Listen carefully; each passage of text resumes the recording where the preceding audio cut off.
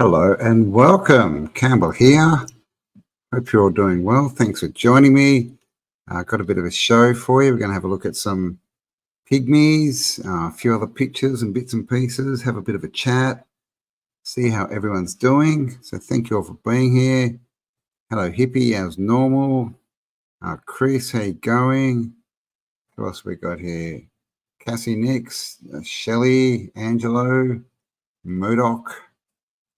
All right, thank you all. So I'm just going to jump into it, get this show on the road. Hey, first of all, I just want to talk just a little bit about eclipses. You know, if you haven't had enough already, right? Eclipses. So where is it?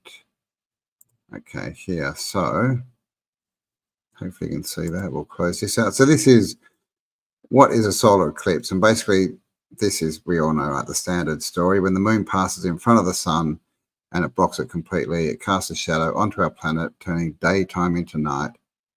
What causes this? Blah, blah, blah. Here's the picture. The sun way out a million miles away. And supposed to create this focal point because the moon blocks out the sun. But I was having a bit of a look into this, and what I found was, this is just this is Britannica, Encyclopedia Britannica, 6 ways the sun was eaten. Oh, sorry, the sun was eaten, 6 ways cultures have explained eclipses. And if you come down here, we have a look. It says Chinese. In ancient China, it was commonly held that solar eclipses occurred when a celestial dragon attacked and devoured the sun. Indian. Ancient Hindu mythology provides a rather graphic and disturbing explanation of solar eclipses. According to a legend, a cunning demon named Rahu sought to drink the nectar of the gods. Interesting story, we've heard that before. And thus attain immortality. Disguised as a woman, Rahu attempted to attend a banquet of the gods and was discovered by Vishnu. As a punishment, the demon was promptly beheaded, and it is his decapitated head flying across the sky that darkens the sun during an eclipse. Incan. The Incan of South America worshipped Inti, the all-powerful sun god. Inti was generally believed to be benevolent, but solar eclipses were understood to be a sign of his wrath and displeasure. Blah, blah, blah. Following an eclipse, spiritual leaders would attempt to divine the source of his anger and determine which sacrifices should be offered. That's the story. So they actually don't, it doesn't say there what they believe when in front of the sun, but they believe it was caused by an angry god, basically. Native Americans. Obviously, there's many different tribes of Native Americans, but according to the Choctaw legend, a mischievous black squirrel gnawing at the sun is the cause of eclipses. Like the Chinese dragon, the squirrel must be frightened away by the clamor and yells of the events of the human witnesses. West African, the Bata Maliliba, an ancient people of northern Togo and Benin. According to their legend, human anger and fighting spread the sun and the moon, who began to fight with each other and caused an eclipse. The legendary first mothers, Puka and Puka, urged villagers to demonstrate peace, blah, blah. So this one in West Africa does mention the moon, but you'll notice that none of these other legends talk about the moon. Okay, now we know the Chinese were sky watchers, so into astrology and astronomy. The Indians as well. The Incan, we definitely get lots of, pictures of them looking at the sky and different star maps. Native Americans, obviously, like all old tribes, right? Native peoples watched the sun, the stars. They knew about, seasons and months and the movement of the sun and the moon and all this stuff. Yet, most of these, there's only one that mentions the moon here. None of them mention that it's the moon. It's going in front of the sun. So I find that interesting. Surprisingly, ancient Egyptians did not leave any explicit records detailing solar eclipses, though such an event would undoubtedly have been observed by the astronomy-savvy sun worshippers. So they don't really say that. They sort of say maybe it was the god left unrecorded so as not to endow the event with a degree of permanence. So basically, that was scared, that it was some kind of god. So basically, the point being, they tell us it's the moon going in front of the sun. And most people do believe that. I watched the eclipse, and the moon was in the sky on the left side, and the eclipse came in from the right side. And when you look at the eclipse, you know, when it's the object or whatever is starting to darken the sun, all you can see is the ellipse. You can't see the rest of a round body like a moon or anything next to the sun. It's there's nothing there. It's like it's a shadow of some kind. But I find it interesting that no other cultures, well, not none, but just out of those main cultures, none of them mention that it's the moon. And they would definitely know about the moon. So I find that interesting. So I just wanted to touch on that. Next, I basically wanted to jump in and have a bit of a chat about the pygmies. The pygmies and who they are. Let me just get my pages right here. And to start with, what I might do is show some pictures. So I'll just get them up. So, okay, so we'll present these, share the screen. Thank you all for being here. All right, so pygmies. This is a pygmy, a small person, right? Sometimes they are called dwarves in the old text, but they are real. And we've all seen this map, the Mercator map that shows Hyperborea from 1595. It says here, showing the Arctic region and right the detailed from the Carta Marina by Magnus in the 1500s, depicting a European and pygmy fighting on Greenland. And if we zoom in here, we probably can't see it. I think it's the next picture. But up here, pygmies. All right, always on one of these land masses, we get pygmies. So what's the deal with pygmies? There used to be pygmies in Australia. I'm not sure if they're here anymore, but definitely my mother told me that she was taught about them in school, and it was kind of common knowledge back then that there were pygmies in Australia. Obviously, at the moment, we've only got West Africa. Okay, oh, gosh. Let's hope my pictures work today. We've got pygmies in Africa. So I cleaned out my computer. I was hoping this was going to work a bit better. We'll see how we go.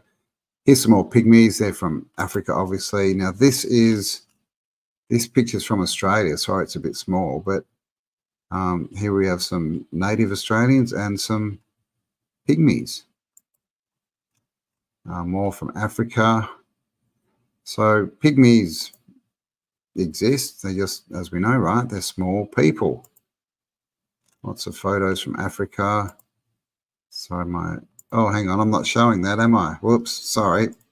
Hang on. Oh, I'm sorry about that. Let me present that.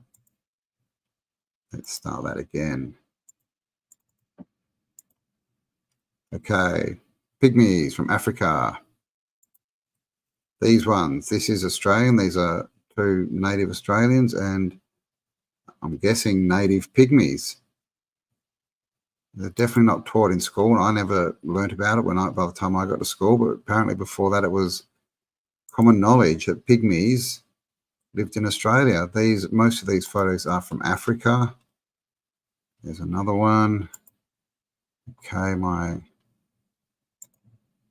this may happen a few times. I'm going to have to maybe get another picture viewer, but bear with me a minute. I've got a couple of pics I want to get through. We'll come up to this one, because what I want to talk about really is there's this narrative, this story of the pygmies fighting the cranes, having a war. Now, this is an old Greek relief, and this is a pygmy, apparently. It's not rude, so get your mind out of the gutter. Breaking the neck of a crane, which apparently they were taught to do by humans. Here's another one on the side of a bowl. Pygmy about to club a crane.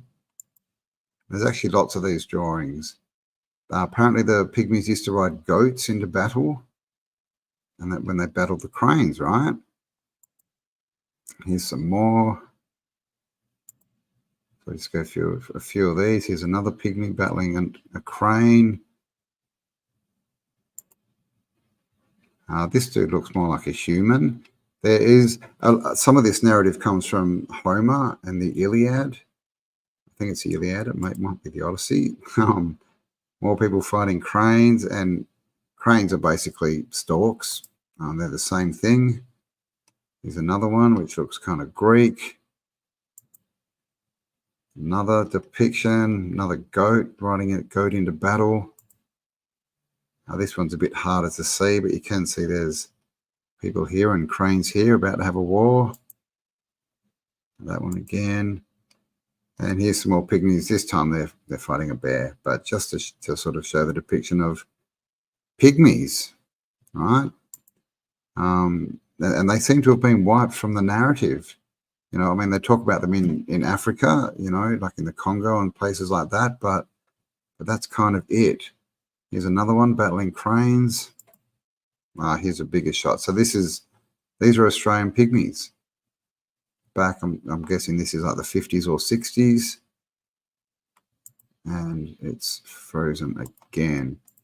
All right, so basically, I shall share again. Where are we?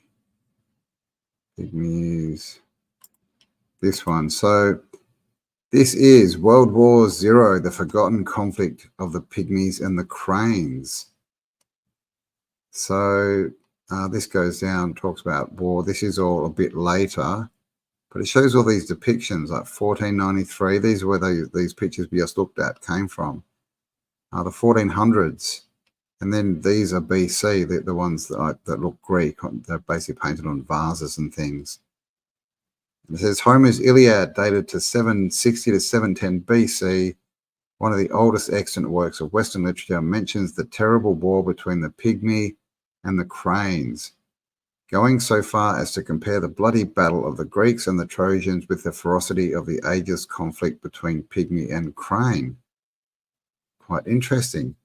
So this little bit here, this talks about, I think this is talking about the, what did it say?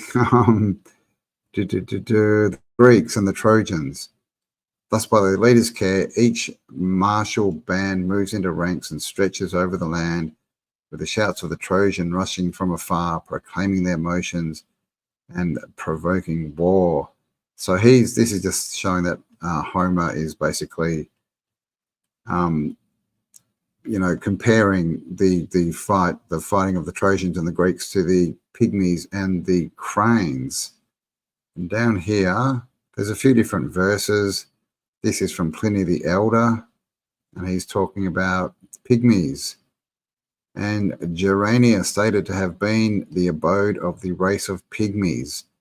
Their name in the local dialect used to be Katitsi, and there is a belief that they were driven away by cranes.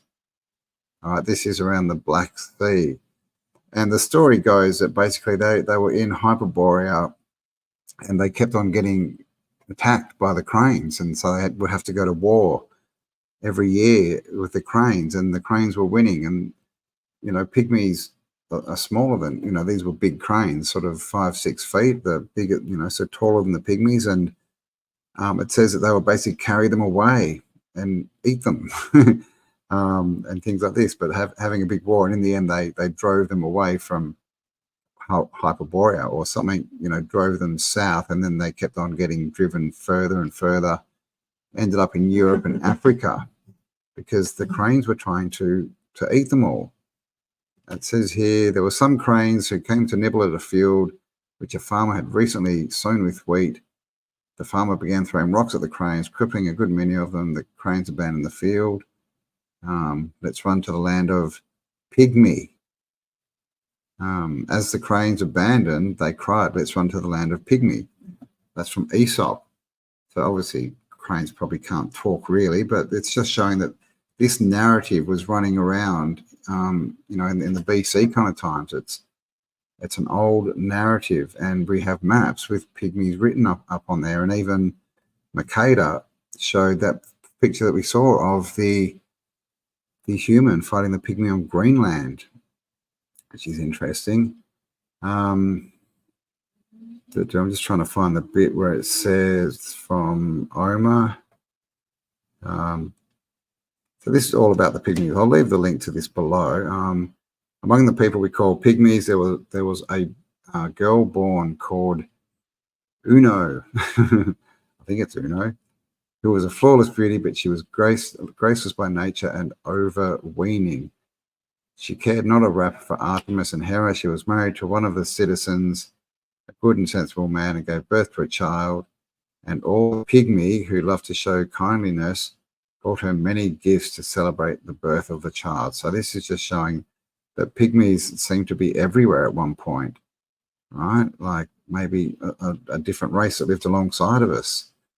The cranes do this, for they travel from Scythia to the marshes in the higher parts of Egypt, from which the Nile originates. This is the place where the pygmies dwell, and this is no fable, and there is really, as it is said, a race of dwarfs, both men and horses, which lead the life of troglodytes, which is just a cave dweller, means to live in a cave.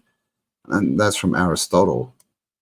So many of these, you know, Greek names that we've heard, the Greek wise men have written about pygmies. Despite the pygmy exodus from their original Scythian abode, the conflict between pygmy and crane appears to have taken on a global character.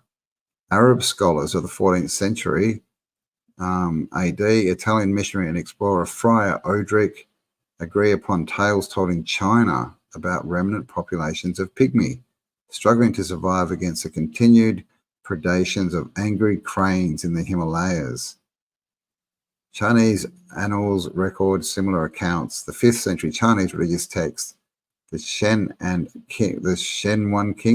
King, states that in the region of the Sihai is the land of the cranes, where men and women are only 7 inches tall. That's fairly short. The only creatures they fear are cranes, which come here from the sea. The cranes, which in one single flight travel 1,000 miles, can gobble them up. So that's from China. This is, what's that, 1930? That one's a bit older. Pliny the Elder locates a remaining population of pygmies somewhere between Egypt and Ethiopia, but notes the ongoing conflict with the cranes, emphasizing the desperate and morally questionable pygmy strategy of getting to the cranes' eggs before they could hatch another generation of winged super soldiers. So that's apparently one of the defenses, is that pygmies would go out and try and steal the eggs to, you know, obviously stop more of them being born. Aristotle says pygmies live in caves, but in the rest of this statement about he agrees via other authorities. And up here it says, it's reported that in springtime their entire band, mounted on the back of rams and she-goats and armed with arrows, goes in a body down to the sea and eats the crane's eggs and chickens. And that this outing occupies 3 months. So is that why they started the war? I don't know. Was that a defense? Who knows? But the point is that there's pygmies. You know, there are other races of people, or at least there have been in the recent past, that we're not told about. And we see these depictions on maps, in drawings, it's written down. Yet they're again trying to wipe this from our past, from our history. The Cherokees, for example, who have ancestral home was in the southeast of the USA, have a legend which tells of a journey by some young men of the tribe who wished to see the world. They traveled south until they came upon a tribe of very little people, the Sundijiwi, who had strangely shaped bodies and barely reached up to a man's knees. These little men lived in nests in the sand that were covered with dry grass, and that they were terrified of wild geese that came in great flocks from the south and attacked them. When the Cherokees arrived, the Sundijiwi were in a state of great anxiety because the wind was blown from the south, bringing with it some white feathers, and this was a sure sign that the birds were not far away. The Cherokee asked Why did they not defend themselves against the birds? But the dwarves said they had no weapons. The Cherokees did not have time to make bows and arrows for them, but they did show them how to use sticks and clubs so that they could hit the birds on their necks and kill them. And that's, by the way, what we saw in those depictions. Every time they're fighting the cranes, they're hitting them in the necks. All right. So that's interesting. So there's a few more. This is basically just showing all the different accounts of where they've been mentioned. The Pygmies, the Great Pygmy War. This is Pygmies versus beasts, according to Homer and Pliny. According to Homer, there existed a tribe of Pygmies, or diminutive people 1.5 feet tall, who were constantly at war with cranes, and that's in the Iliad, Book 3. This Greek myth recounts how these Pygmies lived in caves and rode about on rams. Annually, the tribe partook in a great war with the cranes, with the object to steal and eat many crane eggs and chicks, thereby keeping the vicious crane population in check. So we have these threads running through, right? That the Pygmies lived in caves, that they were riding goats, she-goats, rams, and that they were fighting cranes. So I find that very interesting because there's many more than just one account here.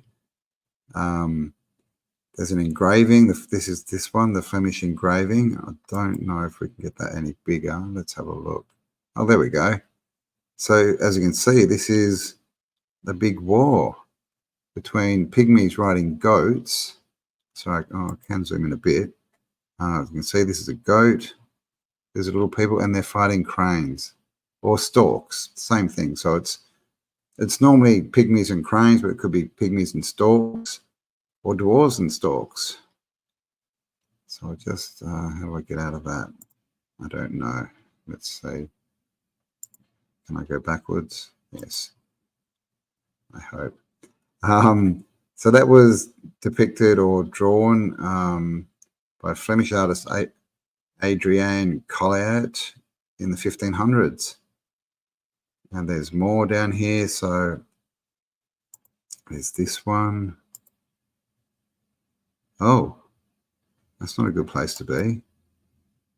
Jeez, mate, you better be careful. Don't be there at toilet time. But I guess this is showing small people, right?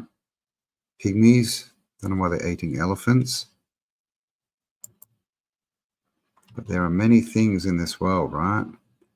In Book 8 of Pliny the Elder's Natural History, we read that the caveman on the frontier of Ethiopia, whose only food is elephant meat obtained by hunting, climb up trees near the elephant's track, blah, blah, blah. A quote which is very apt to illustrate the engraving, with the exception that the Ethiopians seem to have been depicted as pygmies.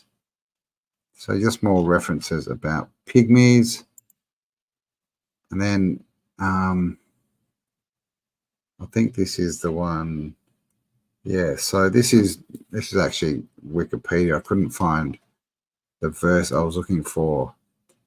And is it down here? Hesidius.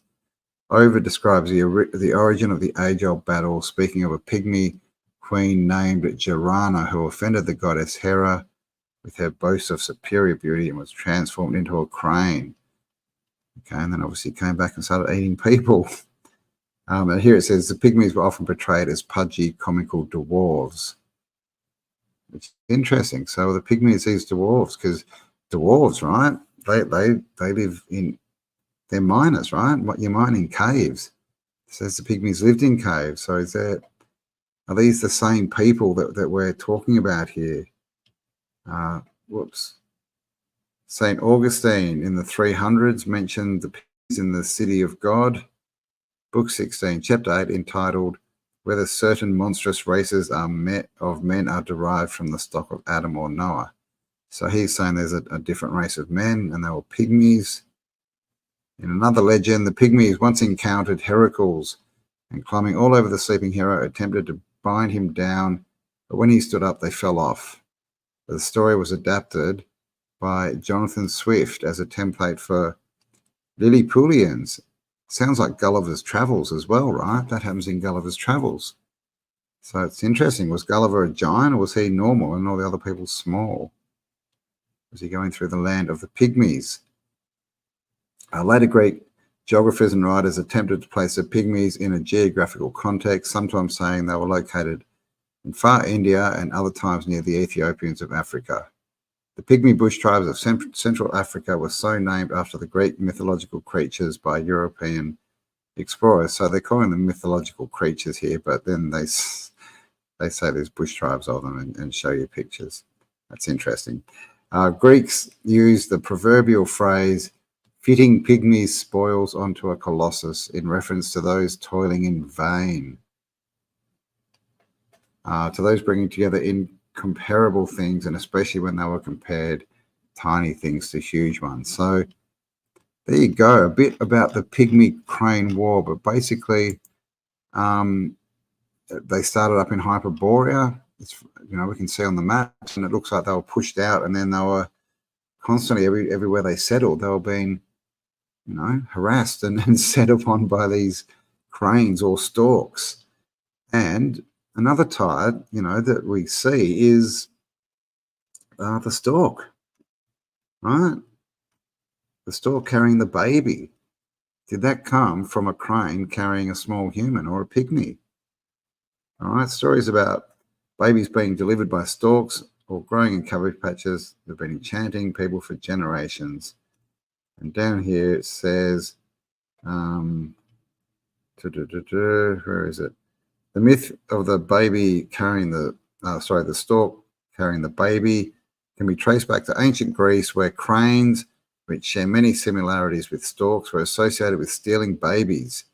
In Greek mythology, Hera, the goddess of childbirth, turned her rival Girana into a crane with an elongated neck because she was having an affair with her husband Zeus.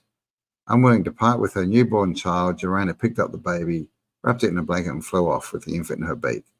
So that's the story from Greece. But as we saw before, a lot of the stories of the Pygmies also come from Greece. So is that like an adapted story? Over time, the crane was conflated with the stork.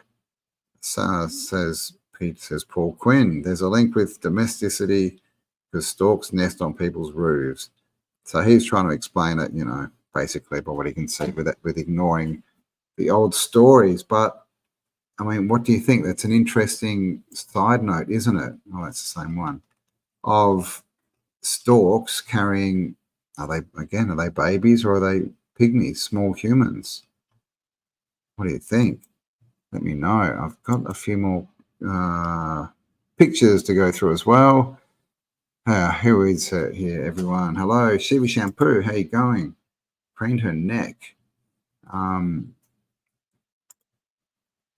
Airwaver, my pygmy is unavoidably average, I would guess. Oh, have you got a pygmy? Hello, Milo. How you going? These Greek tales, Chris, like they're from Earth 1.0 or 2.0, no further than that historically. Yeah, well, I mean, we still have pygmies today. They were definitely in Australia in the 60s. They're definitely still in Africa. But, yeah, a lot of those stories, I would say, are fairly old because, you know, they start off in Hyperborea, right? So how long since, you know, is Hyperborea still there? Is it under the water? We don't know because we can't go there. But, you know, there's definitely a narrative there. I'm not sure what the time frame is. I tend to think things aren't as far back in the past as you know, society would have us think. Gulliver's Travels, also Pinocchio, another one about our pineal and being in truth. Pinocchio, Italian word in Pinocchio. Yeah, I've heard Pinocchio. What does it mean, truth? I've heard something like that. The little boy, he wanted to become real. Who we got here? Ginger. There you go. I've heard of older stories of small people in Kentucky. And they've even found small villages, haven't they? Like these villages that they say were built for small people, you know, sort of 3-4 foot. There's actually lots and lots of tales of small people if you look into all tales, stories, recounts. Come on, guys. Let's keep it clean. There are still pygmies in America. They live underground. They are rare, but people still see them. Yeah, and we also get, you know, like gnomes is the same kind of thing, right? And there's a lot of people that go out and you know, chase or try and, you know, see these beings, and others who see them accidentally. And, you know, so there's lots of modern stories as well, right, of smaller people. You know, many, even New Zealand, it says before the Maori turned up, there were small blue-eyed people. Sometimes they're called the moon-eyed people. I think they're different, but, you know, this is a thing, like how many races, or, you know, races, different types of beings are there here now, or even have there been down here in the realm, right? Because we, you know, again, we have this thing with blood types. We have 4 different blood types. They've all come in at different times. Is that to do with, you know, some kind of meddling with our genetics, or is that interbreeding, right? Different peoples breeding, and we get all these different blood types popping out, right? You know, because if you look around, you know, we have humans that are, you know, up to 7 feet, right? I mean, if you look at basketballers, definitely up to 6.5 feet. And then we have people that, you know, only grow to, you know, 5.5 feet, right? So that's a bit of difference. And you know, some ladies from, you know, like Thailand and different parts of Asia who aren't classified as pygmies, they're only like under 5 foot tall. So we do have a lot of variation. We have all these weird things like, you know, different eye color, like hairlines. Like I've got a big widow's peak, right? Some people have a square one. A lot of dudes go bald. Right, where's that? What's that all mean, I wonder? Squirrel Sniper, how you going? A stork and a heron's nest is quite amazing. It's a raised platform within the waterways, hidden within the reeds. Cool. I've never seen one. Hobbits. Again, right? Hobbits. There's no storks in that story, I don't think, but, you know, it's another small people. And they did find the Denisovans a few years back. I think it was, you know, around 10 years ago, which was they classified as a new race, and they called them the Hobbits because they were small. So again, was that just, you know, some like an old pygmy habitat that they found? Who knows? Small town girl. Well, thank you. Thank you for being here. Thank you, Dean. Cranes only eat small mammals, so there must be giant cranes. Yes, well, exactly. Like, you know, we know that all animals were bigger in the past. They tell us that. Of course, they tell us that was millions of years ago, but I think we also understand that their timelines are way out. So, yeah, I mean, they could have been big. There are some big animals around. Actually, I'll get the pictures going, and I'll show you some of them that we have. Where are they? So this is called a spoon-billed stork.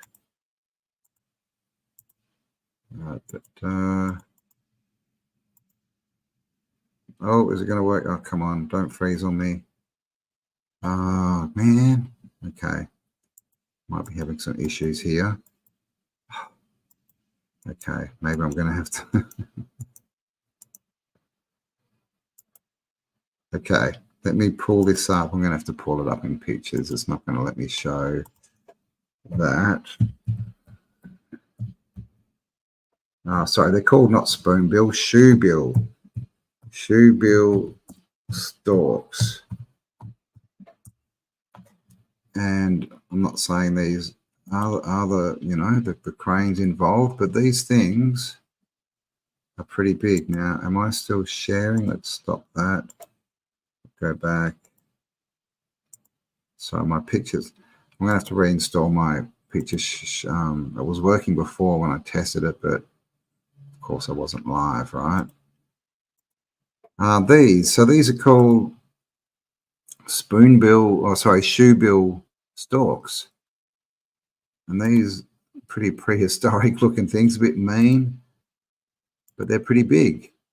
This looks like a small one, but apparently they get up to around 5 or 6 feet. If we go here, shoebill stork. Should we see what Wiki says? Let's see what the San Diego Zoo says. Images. So this is one of them. So they live up to 35 years. Size 3.5 to 4.5 feet. Okay, so not quite 5 feet. So basically 1.4 meters. And they weigh around 5. Well, that's not too much. 5.5 kilos. But this is them. Pretty interesting birds, shoebill storks. And apparently you've got to bow to them. When you walk up to them, look at that one. That's a real. When you walk up to them, you have to bow, and they bow back. Look at the big thing on the end of its beak. All right, it's coming to get you. So these things are a bit crazy. Now I do have some footage of them. Let's see, where is it? I think this is one.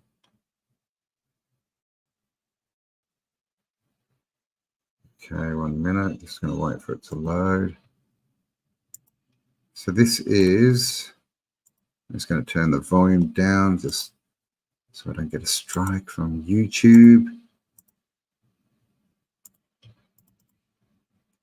So this is, a zookeeper, and he's bowing to this shoebill stork. So he bows down, and look, the stork bows down to him.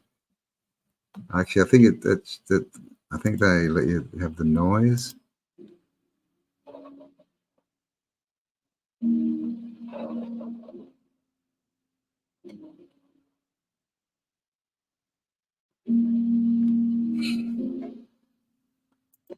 So there you go. You've got to bow to these spoonbills. Oh, and this guy even got a tattoo of one on his leg. And I think I had another. Whoops. Another one. Let's have a look. Where is it? Can I find it? Yeah, this one. The shoebill stork. They're just crazy. They look like they're like puppets or something.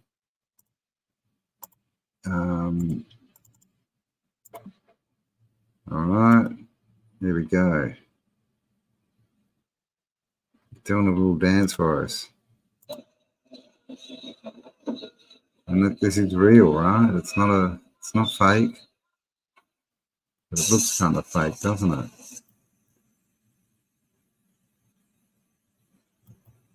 The shoebill stork.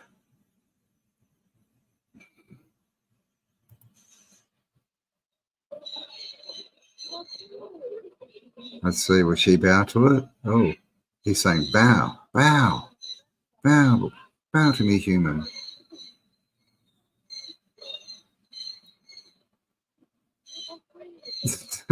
She's trying to bow, but it's not taking it. So there you go. Shoebill storks. Who knew about shoebill storks? Anyone know that? Okay, what's Jean saying? Wow, cool. I love the playhouse in Tehachapi. Is that how I say that? Is that the place in California? Looks like stylish leather shoes on his face. I'm late for a very important date. Redneck Rebel, how you going? You made it in time. Yeah, they do look like pterodactyls, definitely. Most of the student animals in Kung Fu Panda are martial arts. Yeah. I mean, most monks, Shaolin monks, base their Kung Fu off the movement of animals. That's where we get all these crane styles, and crane styles is apparently one of the better ones. Activated Pineal says, I would not mess with that. Yeah, man, that looks scary.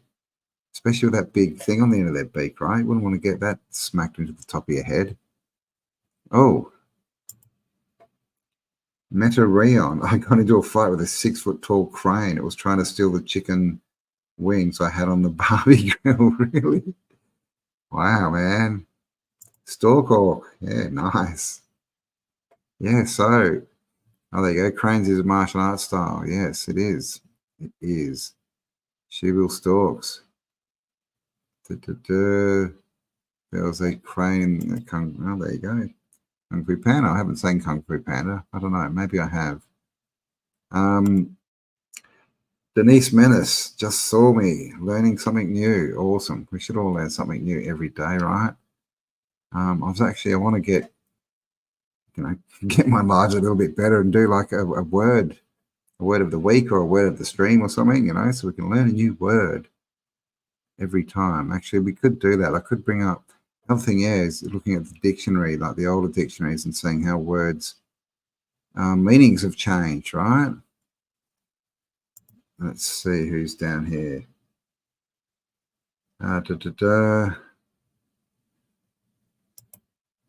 D. Hansen says, little people seen in the mountains was common. Couldn't tell all the men in white coats would take you away. Yeah, well, I mean, and that's how they, this is the thing, right? All of these sorts of stories they do. They brush them under the rug. They tell us that they don't exist. They get the experts out there. But if you go around and start telling people that you've seen these types of beings, and yeah, man, they'll throw you in a sanitarium. Jethro Harmon, hey mate, how you doing? How are things back in Australia land? Congratulations on your winnings, man. Geez, that was all right. And I saw you might have bought a new, is that a new parachute harness you bought? You're going to jump out of perfectly good planes again? Who's this? Fiona. Funny you're talking about this, because I saw yesterday on the feed and thought, how unusual. Not me, didn't know. Yeah, man, it's an interesting thing, right? That thing would eat your stash. I think it would. So yeah, I just wanted to show you that. I'll probably make a more in-depth video of it, because there is a story that sort of talks about where they went, basically their struggles trying to find a new homeland, and getting picked on by storks and cranes and things. And like I said, that they were troglodytes, which is cave dwellers, and we have all the stories of dwarfs, right? That seem to hang out in caves. We also, Snow White and the seven dwarfs. Snow White, who's the fairest of them all, and one of the stories about the pygmies was when, what did it say? One of them basically got turned into a stork because she was saying that she was the fairest in the land.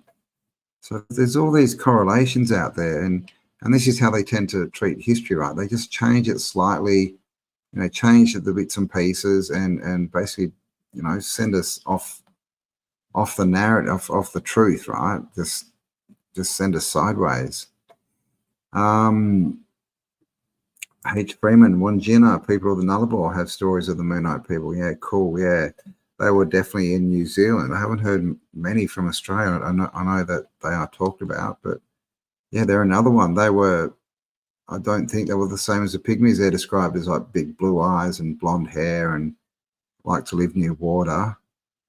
But yeah, there's all these, and then we have things like Yowies, Bigfoot, and it's interesting that each continent has like a wild man, right, or a hairy man. We have like Bigfoot, which is a Sasquatch. We have like the Yeti from Europe.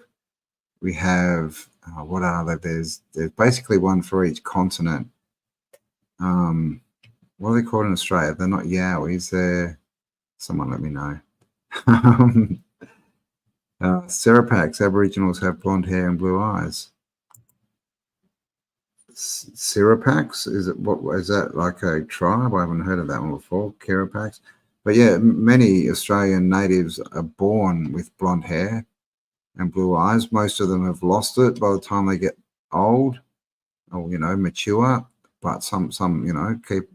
Even there is even light-skinned ones, but I mean, I don't think they have pink eyes like albinos, but yeah, I mean, and that's an interest, that could be, mixing with, white people over the last few hundred years, or it could be mixing with moon-eyed people, right? It could be some recessive genes.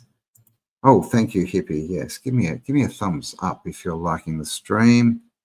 I probably won't go too long tonight. We've been going 45 minutes. I've got a few other pics we can try and look at, but my picture work, I'll see if I can open them in a different viewer, and we'll see what happens. New word for analysis: free fear. Very different in the same letters with different meanings. Free and fear. Yes, very good. Drop link to hop on panel. What? I'm not sure what you mean there. There is no panel. It's just me. And no, I don't drop links in chat for people who randomly jump on. We've done that a few times before, and almost got the channel shut down because sometimes there's some bots and some nefarious people hanging out in the chat just waiting for opportunities like that. Similar stories, turning humans into pigs as well. Pigs. Pygmies. Interesting. Yeah, right. Nice link. Denali Princess. There is a channel he hasn't posted in a while. Erwin Saunders shows the little people living in the forest close to him in the UK. Is that old guy who he's got like a big bushy white beard and he wears a hat and goes hunting around? If that's him, I have seen some of his stuff like a while ago. US Reset, thank you for being here. Hello. Isabella Live, hello. Thanks for being here. Spellarine, thanks for joining us. Donna Syke, yes, the Shoebill. Yeah, they are. Oh, yes, good point. Yes. Sayonara is saying the video from Babyland. That is true. So we went to Babyland, which is basically where Cabbage Patch babies come from. So if I'm very clever, I'll remember where that video is. 1 minute. Where is it? What's going on here? Seem to have lost a tab. Oh, there. Okay. Helen. Where are you? Babyland. That must be it there. Let me just check.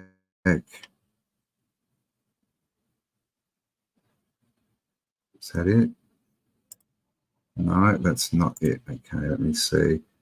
Where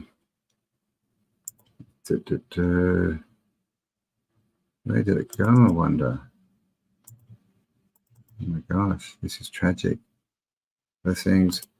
But I actually just looked at it just the other day. Unless I put it somewhere wrong. Well, it should be.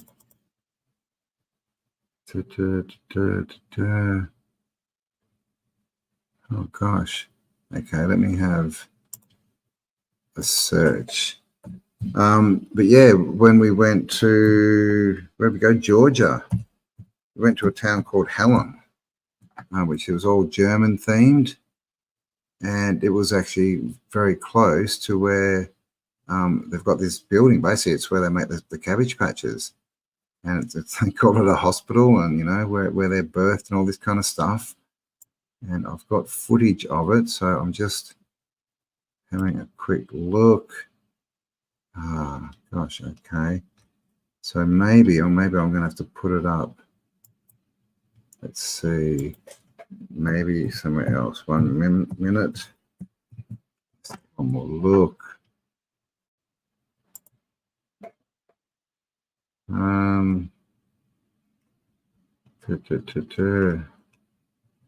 Well, where did it go? Man, it's so annoying when you lose things on.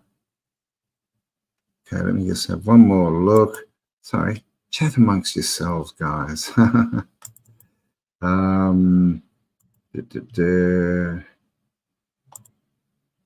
see if we can find. Oh, I got it. I've got footage of a squirrel. Is that good? Oh, here it is. Cabbage Patch Land. Okay, I found it. 1 minute. Okay, so is this where the cranes bought all the pygmies? What do you reckon? Let's have a look. Babyland. All right, so that's in front of it. Right, we're here. Here's where humanity began. This is the Cabbage Patch Hospital, where all Cabbage Patch babies come from. This is where civilization started after the reset. Let's go and have a look. Oh, there it is. Cabbage Patch. Well,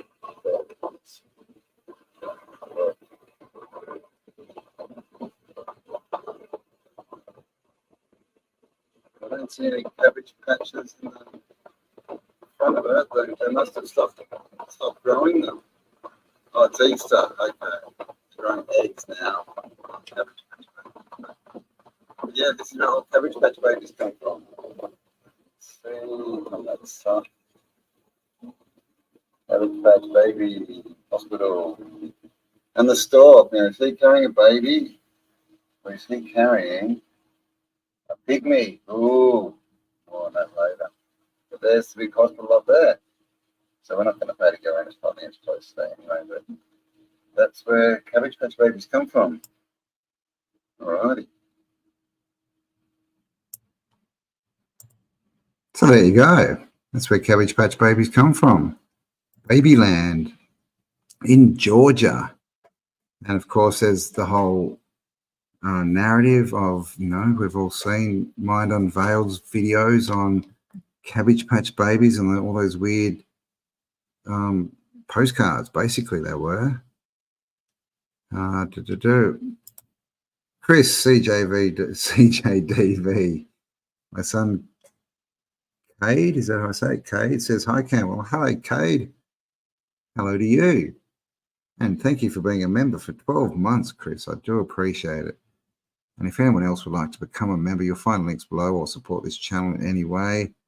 There's links below, and I'm trying to get all my stuff together and run this channel properly. It's been very confusing over the last year or two, but I'm going to get on to doing at least fortnightly, hopefully weekly Zooms, basically with everyone who's a member for my channel and for the Patreons as well. So you should find links for all that below, but yeah, I'm going to start doing that. So if you would like to support me in those ways, then you'll get a Zoom meeting where you can chat with me and, you know, choose the topics of the shows and all that kind of stuff. A Lost Cause, the channel about all things hidden. This is awesome. I've learned about this. What an amazing piece of history. The fact this happened. Yeah, it's an interesting one, right? Definitely one that we don't hear about very much. Definitely, it's definitely not. It's not promoted in the mainstream. But I mean, when you sort of look into the stories and the fairy tales and all this kind of stuff that we get, it is kind of, you know, it's out there a lot, right? What do you mean? What, Jessica? What?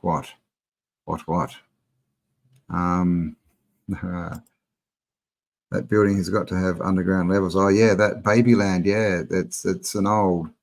Pretty sure it's an old. What do they call them? Like an old estate. We don't. They're not called estates. You know, one of those places where they kept slaveries and all that. If I'm allowed to say that, gotta be careful with what you say on YouTube these days, right? Yeah, man. 1 year anniversary. Nice. Well done. Thank you for your support. Yeah, well, it could be. Who knows, right?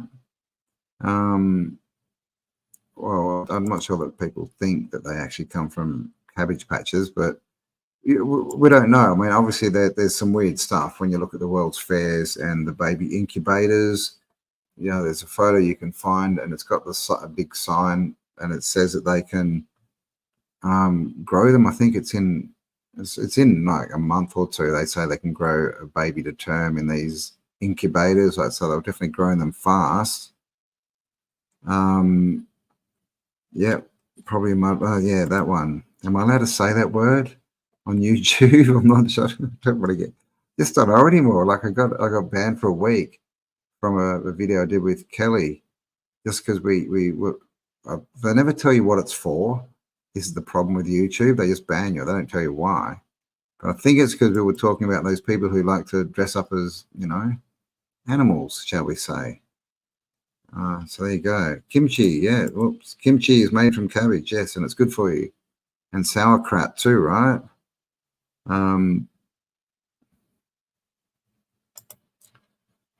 A Jesus guy was original donor for Humonic. Well, was he? I don't know. Do you mean a Jesus or a Jesus guy? You know, again, like blood types, right? Blood types are weird.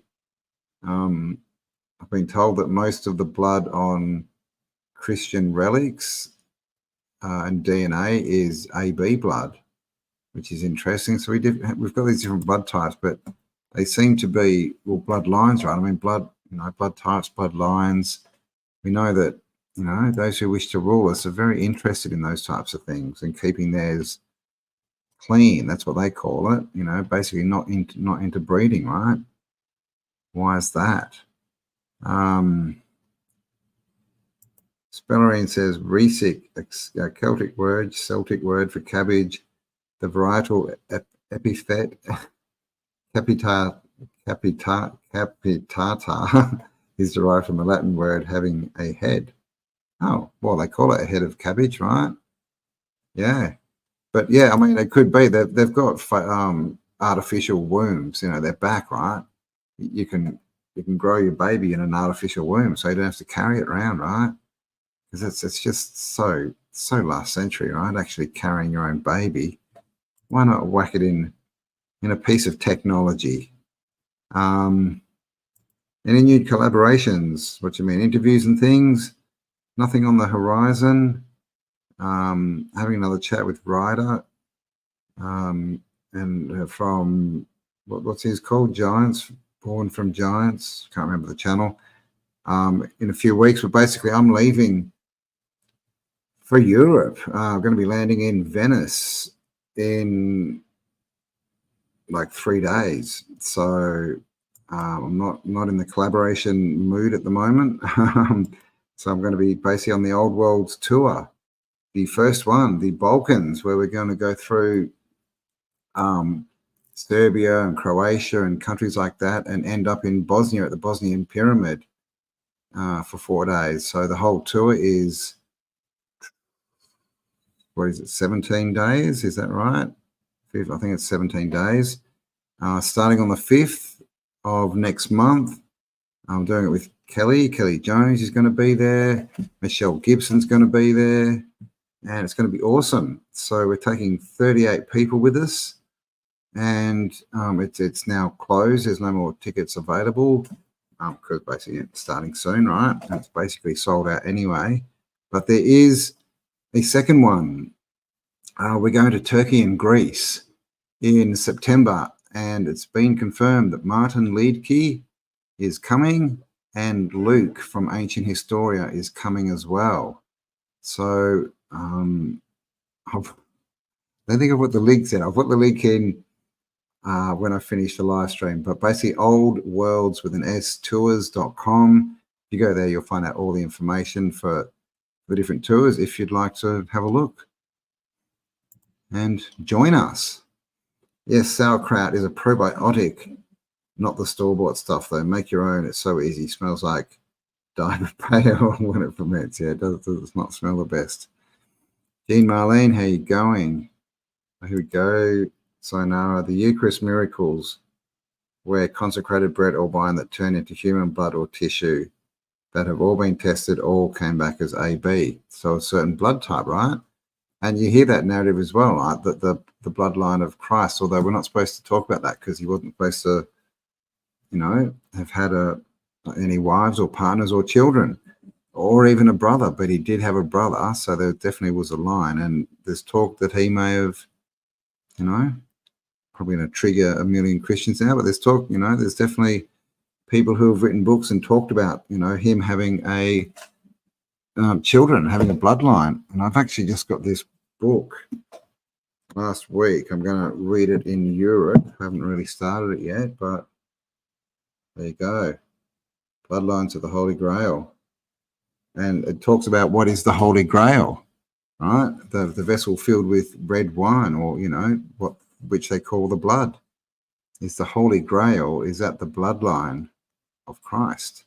Interesting. So when I've read that, I'll update you on my thoughts. Oh, cool. I'm glad. I'm glad he's watching. Hope he's learned something about pygmies and cranes. Where are we going here? Raina Lusted, hello, thanks for being here. Polyester. With Max, no, spoke to Max last week. He was just about to leave for Europe. So I think he's there now. He was sort of umming and ahhing over whether he was going or not, but he's going to be gone basically by the time we get there. But we have talked and about him maybe coming on one of the tours in the future. So we'll see how he goes with that, because we're going to do more and we want to involve as many, YouTube creators as we can, have a couple on each tour to give you their perspectives and all that kind of stuff. So if that sounds like something you want to do, check out oldworldstours.com. The fact that there are paintings, pottery, and mosaics featuring the Pygmy Heron War is proof enough for me. Where can we find literature about this? Just type it in, Pygmy Crane War, but it comes from basically the Mercator map, 1595. Mentions it. Homer, the Iliad, was it? Yeah, Iliad Part 3. And Pliny the Elder also writes about it, among other people. Then there's lots of legends and different pieces and bits. Writer's Channel, Raised by Giants. There you go. Thank you to Joy and welcome. Thanks for being here. Well, who knows, right? Who knows? Yeah, are they created beings? There's big questions about that, and NPCs, all these people who don't,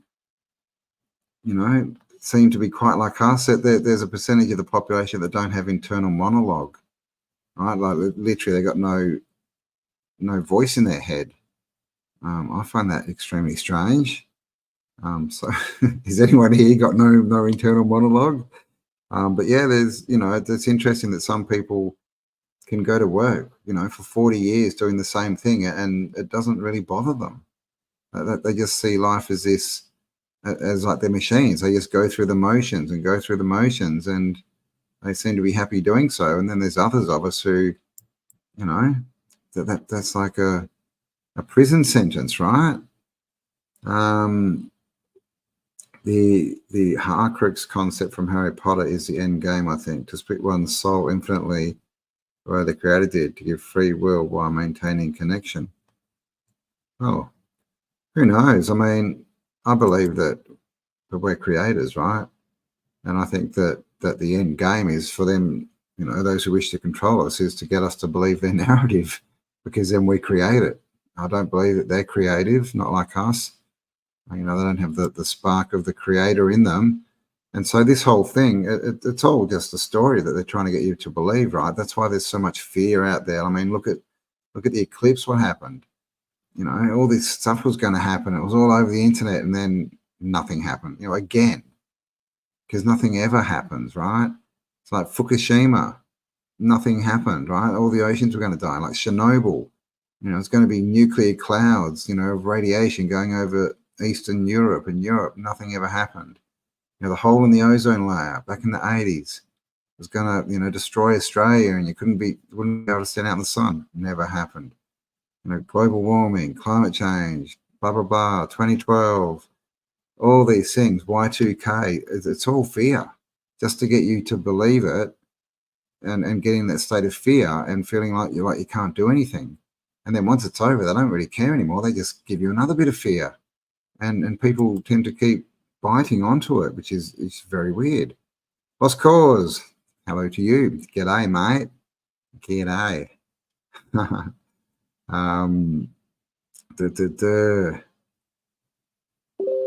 Well, who knows, right? There's much information out there on it. It's also a good thing, in my opinion, to not judge things as definite, defined. No, that's wrong or that's right, because once you do that, then you can't learn anything else on that topic, right? Because you already know the answer. Questions are better than answers. So I'd say, keep it open. Keep your mind open, right? For as many, then you can learn. You can keep constantly learning new things. East 5, how you going? Hello.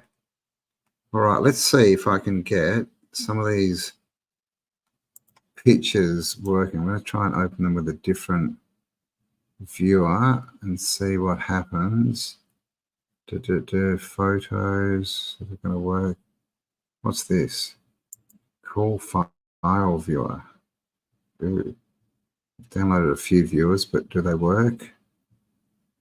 Let's see.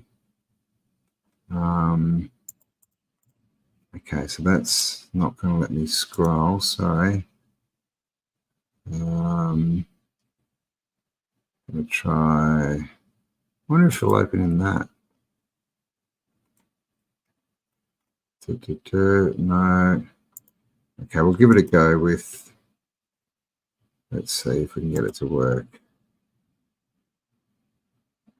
So these are just some old world images. So here we go, St. Hubert's Chapel. I like the Antiquitech on this one, right? Check this out. Big spire, completely covered. Up there, I'm not sure what these bits coming out the side are. They look like antlers or something. But, just a little church. I mean, look, that's a seat. So you can see how big this thing's tiny.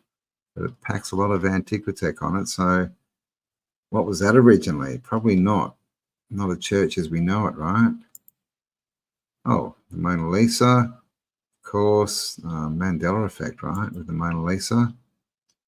This is Webster's Complete Dictionary and Encyclopedia. What does it say? 1947. And it says here, Commander Byrd discovers new land in Antarctica. So there you go, as early as the 40s. So this is how fast and how easily they can change the narrative, which is why I shouldn't believe, most of what you hear and see. And that's why narratives, and deciding things are right or wrong or the truth or not is, to me, it just inhibits learning. It stops you being able to go any further and ask real questions. Most people don't like real questions. So this is a statue called the Awakening Slave. And, these statues, it's probably not the best example, but, how are they, carving them right into marble? Leonardo da Vinci's signature, apparently. There you go. Elder. There you go. He was hyphenating his name, right? Oh, I found this just when I was scrolling. What do you reckon? Who would like to stay here for the night? A little bed on a base of rocks. Looks like there's a fireplace in there, maybe. And look at this carved pool, right? Going right out into the ocean. I think that's cool. I would definitely stay the night there. David, again, sculpted right from marble. And the stuff about this marble is you don't see the veins, like the marble veins running through them. They just tend to be white. They don't look like the marble we see, in bench tops, right? And things like that. But marble's not just white. Oh, what's this? Is right here. Yeah. Then why is the moon over there? Oh, wait. What? How does that happen? We're in the middle. But look, the moon is right there in front of the sun. Wait, but the moon is over here. There you go. That's a bit more about the moon. I didn't realize that was still there.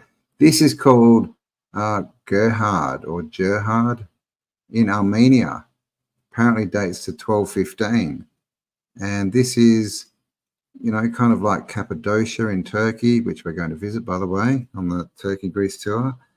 Or Petra, the places like this where it looks like it's been carved into the rock. Or has it been, because we get the rest of the rock looks like it's, I don't know, a bit melty maybe. a bit melty. And these look like, I don't know, are they wooden or brass doors? But I just sort of came across this. And see, this looks like they've been reconstructing it. This is clearly different, this brown stuff, to what we've got down here, right? These engravings into the wall and up here. So how were they doing this? How were they doing these perfect engravings, right? And I mean, clearly there's something behind these doors. I haven't done research into this yet. I just came across the pictures. But I would say that there's rooms, right? Like we've got a window over here. And so there's probably stuff in there. So again, is that carved into this rock, or is it some building of some kind that got melted? As you can see, someone's come along at a later date and done this construction here of stone, which we see a lot, you know, these old sites, and they have like two different techs, right? Two different constructions of different technical advancement. This is, well, here you go. This is inside Gerhard in Armenia. All right, all carved out nicely. You know, perfect carving. And again, you know, carving this rock, they're doing it by hand. One, you know, like no mistakes made anywhere. Right. Here we go again. We've got two tethered lions and an eagle. I think they're lions. I don't have a mane. But stuff like this, right, carved into the wall. Like it's perfect. So you're telling me they did all this stuff and didn't make one mistake, and they were using hammers and chisels? Because that's the story that they will give us of how this was created. Then you get like this wall here. It does look a bit, I don't know, melty maybe, natural, because there's a few blocks here. All right. Look like they might have had something happen to them. And this is it again. So they're looking a lot like Cappadocia in the background there. And look at all the levels, right? What's all that? You know, they'll say they'll tell us that geology says that that's different rock layers and things laid down over millions of years. But I mean, does that even make sense? You know, why would nature lay down one type of rock one year and then suddenly a white type, and then back to brown for a few more layers, then to white again? Like, how does that happen? And another shot, so you can see it's a pretty cool little ancient site. This is the Lion of Lucerne, another statue, and again, right, it's perfect. It's carved perfectly. We have to believe that the person who carved this didn't make one mistake, not even on the mane here. Like, none of that broke off. That lion looks very tired, doesn't he? He looks like he's lying here on a shield with the fleur-de-lis. We've got an axe here, so oh, okay. Oh, the poor thing's been. Geez, I don't like that sculpture anymore. The lion looks like it's got a spear or half a spear in it, so he's probably not doing very well.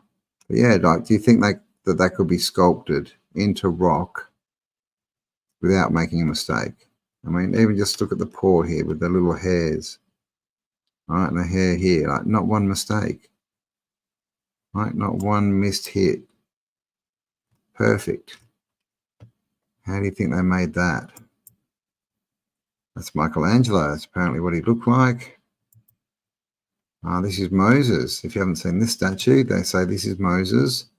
And again, you'll see this is all white, right? We don't get the veins, as they call them, that we see in marble, but we do get veins. Look at this. Look at that sculpting. Right? Look at the hand there.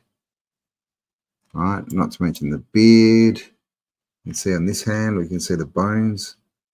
Right? This is anatomically very well done. And did you know Moses had horns? At least in this statue he did.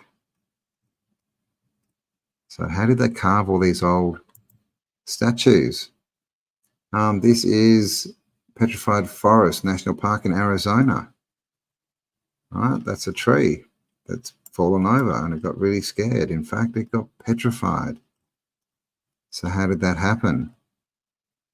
Again, they tell us this takes thousands or, hundreds of thousands of years, millions maybe, for things to turn to rock and petrify, but that's not true. They've found, there's a hat they found in Tasmania down a mine from the 1800s that had turned to stone. They've found a cowboy boot with half a leg still in it, turned to stone, and on that one they actually went and found the manufacturer of the boot. They could still identify who the names and things, and it was manufactured in America in the 1800s. And there's also a cave in England. What's it called? I'll remember in a minute. Where basically people go and hang things, hang teddy bears even, and they turn to stone within months. So petrification is to do with mineral content of water when things get submerged and minerals leach into them. So it can happen quite quickly. Here's a statue called Pieta. And again, look at this flowing robe, right? Like they've had to carve out the inside here, right? And not one mistake in the whole time they were doing it. And again, it's all the same color. So is this stuff being poured maybe into casts, or is it even being printed? Because they do have 3D printers now that can print with stone, basically. This is Point Lookout in Tennessee. Just a random pic. Good view though, hey? There you go, handmade, only with hammer and chisel. All right, look at that. So that's a statue carved by hammer and chisel. What do you think? Is that even possible? Because like I said, one mistake and you got to start again. All right, this is called the temple car at Banashakari in India. And this is a temple cart, a little temple sitting on a cart with stone wheels. Right, looks like they've jacked it up here. It looks like, that looks wooden, doesn't it, that axle? But the wheels are stone, so I'm not sure. Yeah, that's interesting. It looks like they're supporting it on some old pillars, but look at that again. And, Indian temples, the same question, right? How did they carve them all? Because they're so intricate. Right, look at that. Looking very medieval here, the way they've attached the wheels. So that may have been done at a later date. The wheels put back on. And over here you can see another temple. They're just completely covered in sculpture. Right? This is said to be the same one. Oh, it looks like these are flags they've stuck in there. No doubt for a special day. It's got ropes on it. This time I've never seen it moving, but it looks like it's in a different place there, right? Than it is there or there. And that's just a very small one. But yeah, so it looks like that thing moves. Okay, it looks like it's got wooden wheels on it there. Oh, they look quite different. See how they got those flares on them? But that's wood as well. Okay. Maybe they're all wood, but these ones look stone, don't they? You can't see the joins of the wood or anything. It's all carved on the outside. And then it looks like they've replaced them with wood. But anyway, how did they make that thing? How did they get all that intricate carving done? What do you reckon?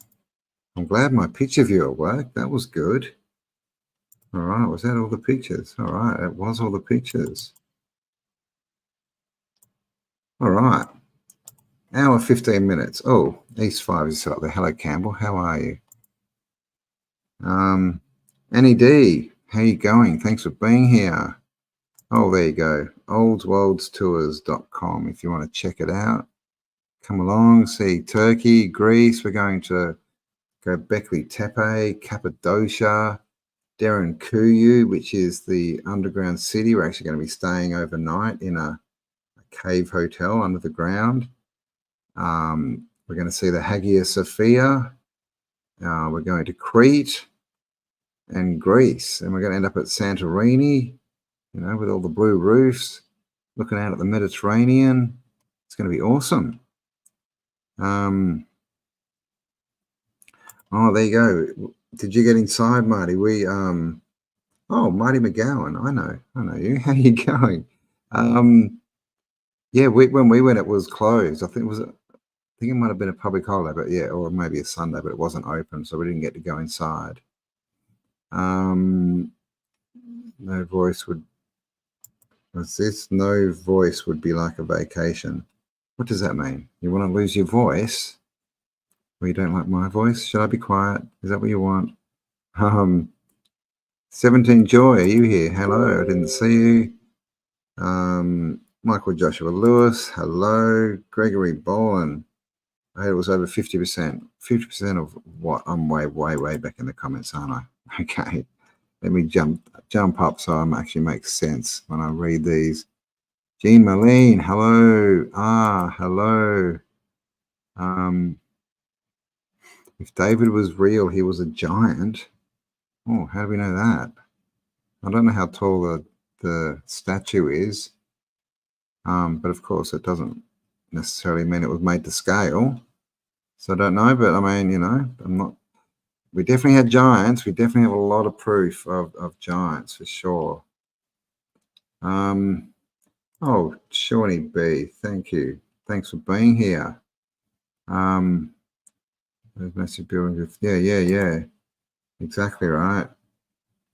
The buildings, man, they're everywhere. The doors, like, and some of them literally have handles that are like 12 feet high, like that make absolutely no sense if people our size built them. And, you know, there's a ton of stories. There's photos of, you know, sort of 10 to 12 foot people back in the 1800s, lots of them.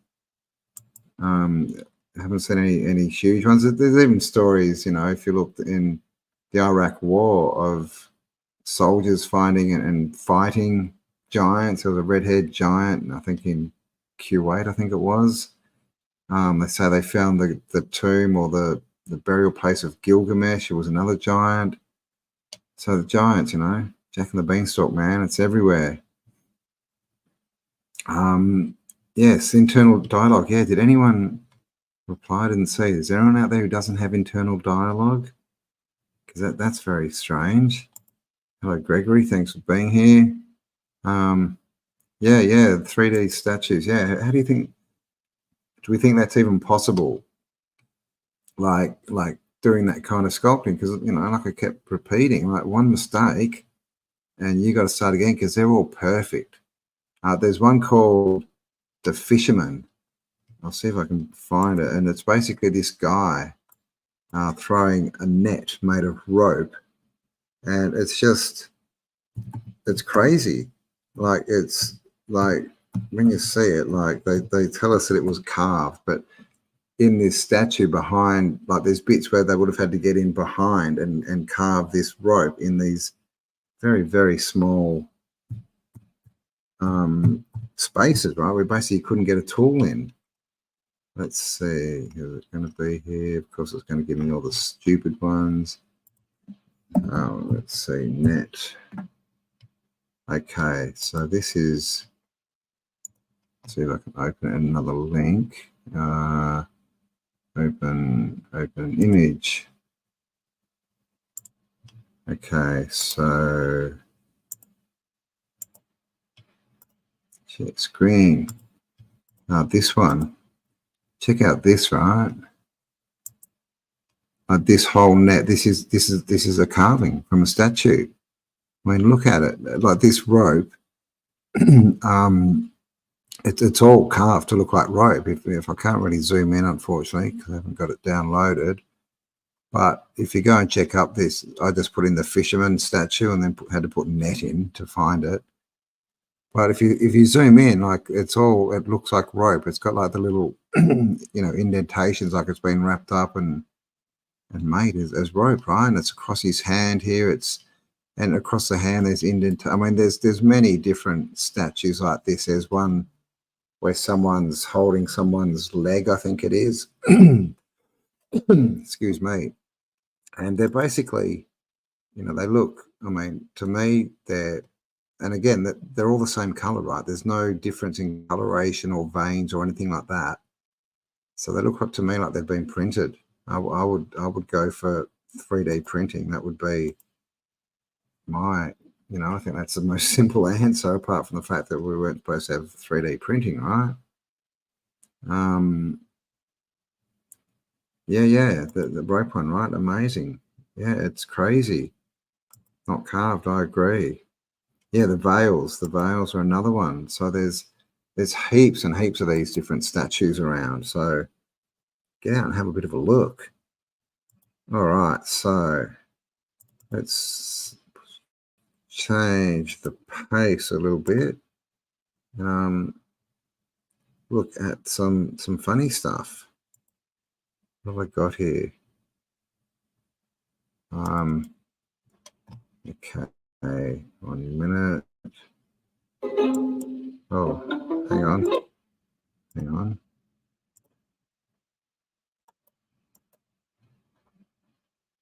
All right, so animals are funny,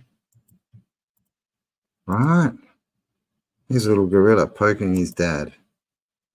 Oh, sorry, I'll stop sharing. I hit the wrong button.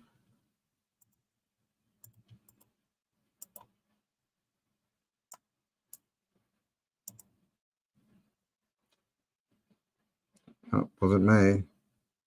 Go on, do it again. Oh, no, Dad turned around. Try it again. Oh, Dad's not happy.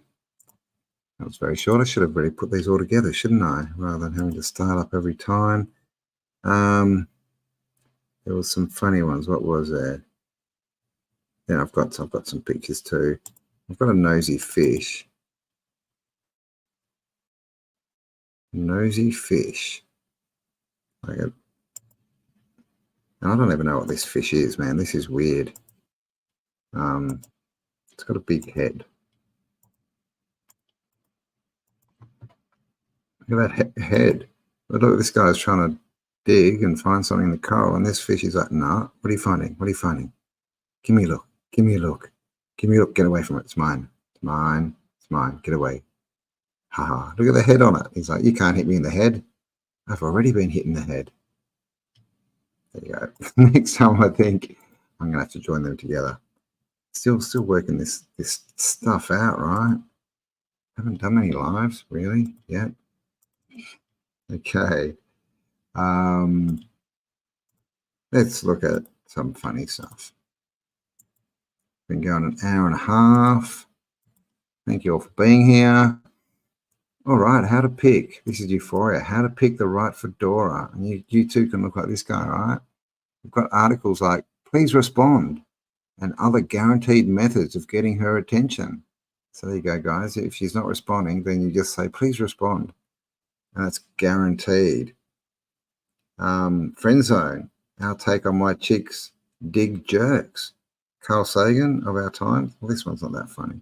It looked funny when I downloaded. This is The Weekender, using the internet to radically misdiagnose your child or yourself. Who's ever done that? Don't do that.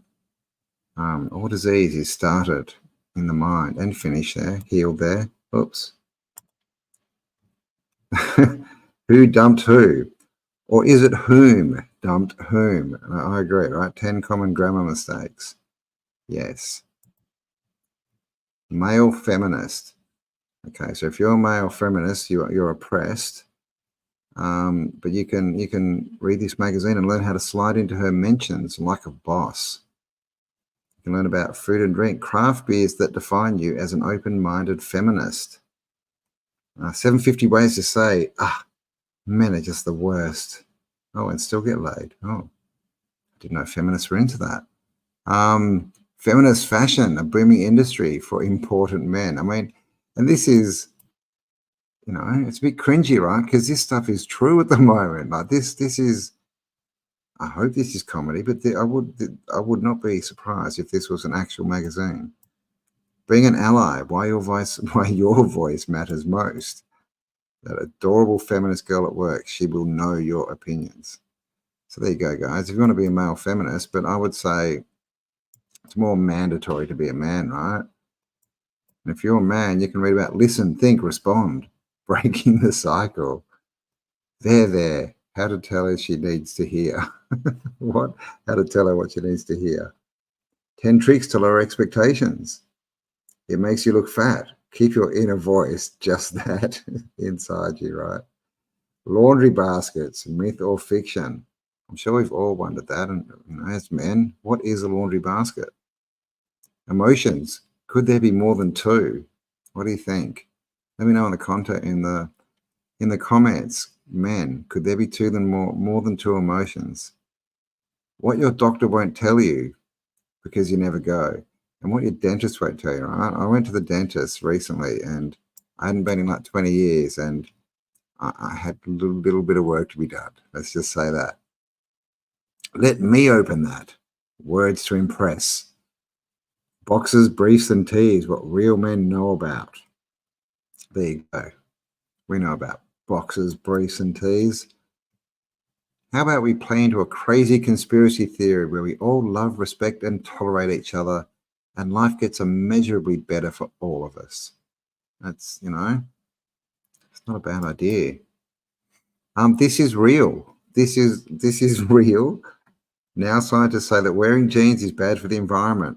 Study reveals wearing a pair just once, like you've just got to wear them once apparently. So I'm not sure with why the amount of times you wear them has anything to do with anything. But wouldn't it just be that you buy them and they were made? But anyway, wearing them just once is the equivalent to driving a car for 6.5 miles. And shouldn't it be is the equivalent of driving a car? And this is the thing about these people who write these articles, that they can't write, they can't spell, they don't know grammar. But there you go, the carbon cost of your genes. All right, so genes are now racist, apparently. There you go, guys. Everything on the internet today is either that or that, pretty much. Of course, not this channel, right? First day of homeschooling. Everything the state says is a lie, and everything it has stolen. All right, teach your children well. Teach them well. I thought this was good. Roxanne, you don't have to put on the red light. Roxanne. Okay, so imagine that in a more Asian voice, and it might be good. Sometimes bees get tired from flying and fall asleep inside flowers with pollen on their bee butts. Looks like it's drunk, this bee. Maybe it's just, I don't know, having a rest, sipping the nectar. But yes, he's got pollen on his bee butt. Oh, Meh magazine. Meh. Take a glance at this. Procrastination, what it is, and my dog ate it. Top 10 classic excuses. How to truly not give a hoot. How to grow a beard the easy way. Well, that's don't shave unless you're me. Then there is no easy way. Takes a long time.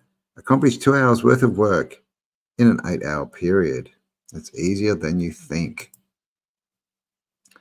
The Weekender. I almost died. One mother's unbelievably long and tedious story. And don't we love those? People who need to tell you their whole life stories. They're great.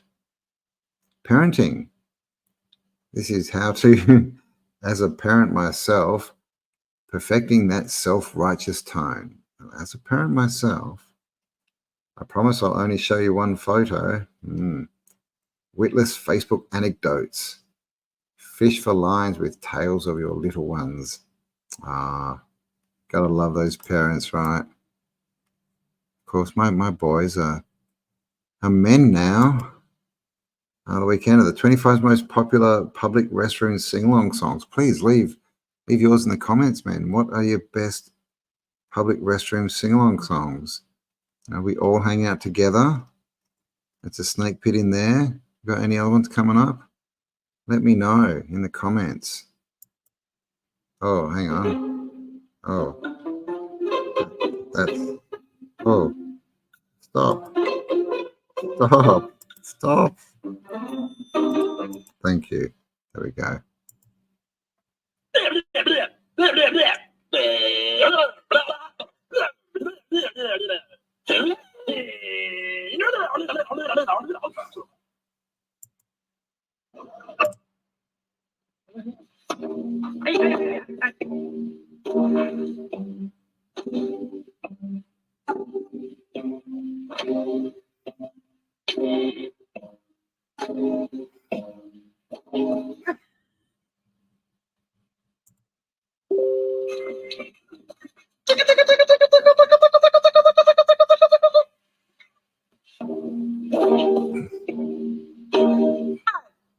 Oh my God. Oh, poor dear.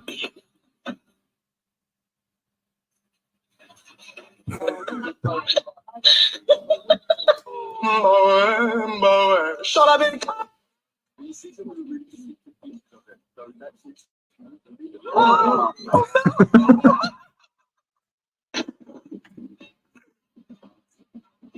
Sorry.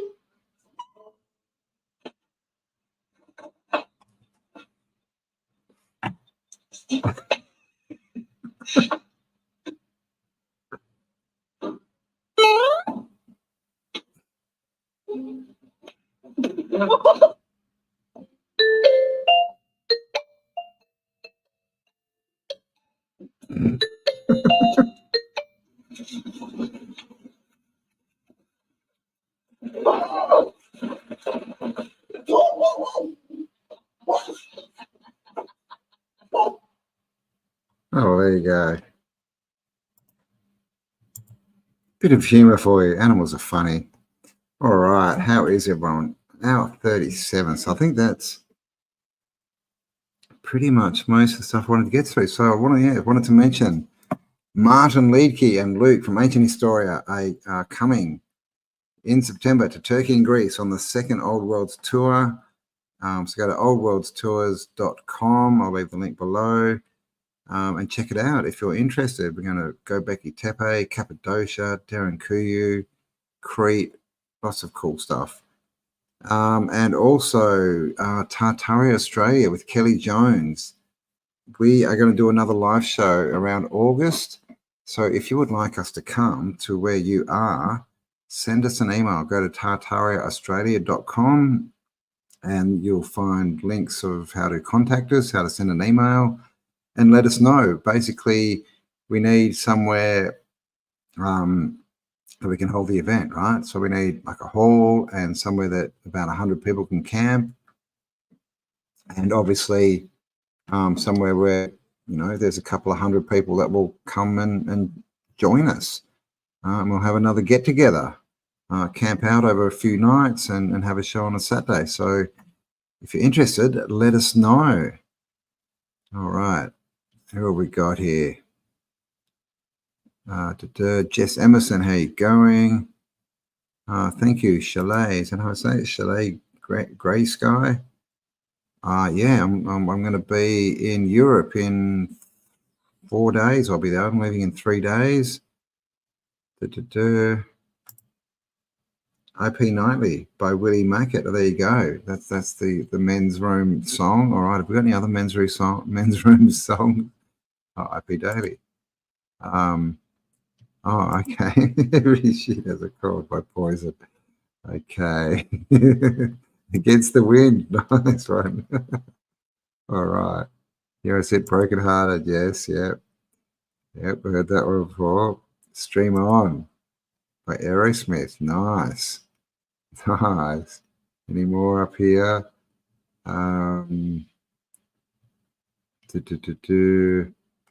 No, but there we go. You got some good ones. Up Daddy by the Yellow River. Yes. Why doesn't Kelly come to America? Because you people are scary. She's like got a job, man. Like, she actually does stuff with her life. And she's got a family and a farm. You know, so it's not as easy for Kelly to get away as it is for me. I basically don't have any responsibilities at all. So I just, you know, just leave. She is coming next year, though. Is it next year or the year after?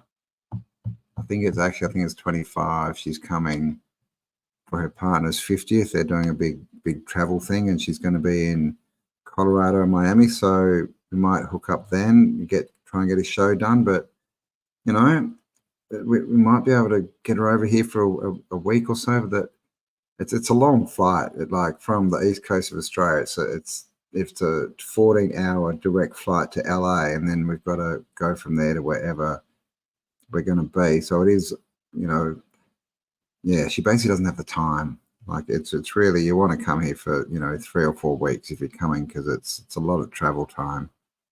So yes, that's why she hasn't been yet. Martin, spoke to Martin this morning. He's thinking of coming back. I think that there's a show being put on somewhere that Dawn wants to get him to. So Martin might be back. I don't think I'll be doing that show. I'll be back in Australia then, I think. It's just so, it's all getting people to match up the dates and because we're all sort of busy and doing different stuff, but we'll get there. It would be good to do a little tour in America, bring Kelly over maybe and do some shows, hook up with some creators that are here, like Jason and J Dreamers and Douglas from UAP. There's lots more creators in the US and more people, right, than in Australia. So there we go. So that's pretty much all I have. I think the other thing I was supposed to say is there is an Autoddactic 2 channel, and I haven't posted on it recently, but I'm starting to post again, basically from the live. So when I do lives, I cut out the bits where I'm covering a topic and post them, just so that I know that an hour and a half, 2 hours, a lot to ask for a lot of people as far as time. So if you want to just see the short bits of the information, go to Autoddactic 2. And I also have a channel called Spiral Up, which I haven't posted on for about 6 months, but I'm going to start getting posting on that again as well, a few times a week. So go and check them out. I'll put the links under this video basically when I finish. And I think I'm pretty much at that time. Yep, that was last time I was here in October. We hooked up with Jason, Max, Martin was here as well. We met Logan as well from, what's his channel called? I can't remember his channel. Joel from, what's he called? The receiver? I can't remember. Put it in the comments if you know. But yeah, there was a whole group of us. Danny from the Unfuckers, if I can say that. So yeah, man, that was cool. That was fun meeting everyone back then. Had a blast. Yes, I'm in the US, but only for 3 more days, and then I'm out of here. I'm in North Carolina at the moment. Auto 2, thank you very much to join now. There's my second channel, and there you go. She's even put Spiral Up on. Thank you. I saw the etymology of marble having a telling meaning, but I can't find it right now. Yeah, well, I mean, there's lots of things, like there's a whole story of people turning to pillars of salt and things like this, the Medusa turning people to stone, and just the word petrified, right? Petrified is when something turns to stone, and petrified is like immense fear, right? So there's definitely a few correlations around there that can be dug into for sure. Decode Your Reality, yes, thank you, Chris. Yeah, Logan from Decode Your Reality.